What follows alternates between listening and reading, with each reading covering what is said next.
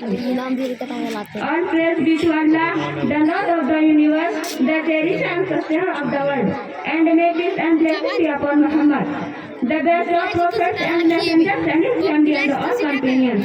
But after so I seek shelter and love from the accursed Shaitan. In the name of Allah, the most gracious, the most merciful, my dear Islamic brothers and sisters, I want to give a brief speech about the subject, the importance of fast and its virtue. Before I speak, I seek help from Allah.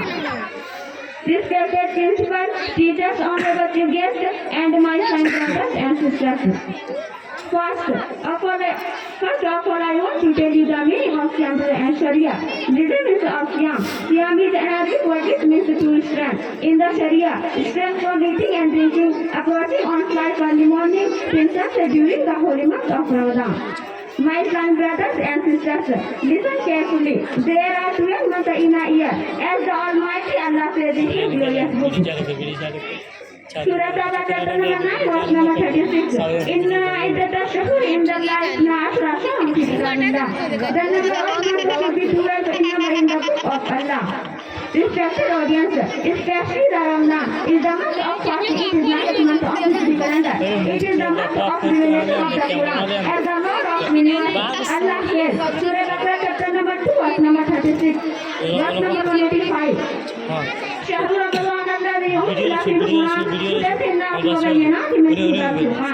The month of Ramadan is the month when the Quran was sent down as guidance for mankind with their book of guidance and the creation by which we distinguish right from wrong. Honorable audience, the first become obligatory in the second year of Hijrah. A Muslim, do you know why has it become obligatory? Listen the answer of this question from the Holy Quran. It tells us the reason. It tells in Surah Al-Baqarah chapter number 2, verse number 183.